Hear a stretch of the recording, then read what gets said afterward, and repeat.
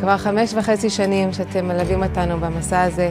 רוב הזמן היו הגבלות מאוד קשות על צבי נריה וגם על המשפחה כולה. ברוך השם, בזכות התמיכה שלכם, התפילות והחיבוקים, אנחנו חזקים ומלאי אמונה.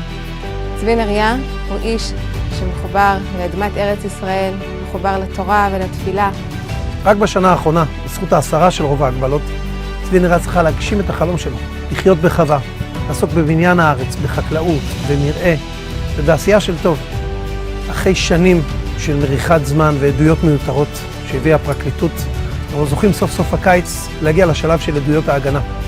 אנחנו נביא שורה נרחבת של מומחים בארץ ובעולם שיתקפו ויחזקו את גרסתנו, שכולנו מקווים שתביא לסמכותו המלאה של הנאשם. כדי לעבור בהצלחה לשלב האחרון הזה של המשפט, אנחנו צריכים אתכם איתנו שוב.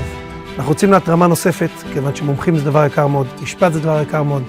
ואיתכם ביחד עם העזרה שלכם והתרומות שלכם, אנחנו רואים את האור בקצה המנהרה. אנחנו הולכים לנצח בעזרת השם. הגיע זמן האמת לנצח. הגיע זמן האמת לנצח.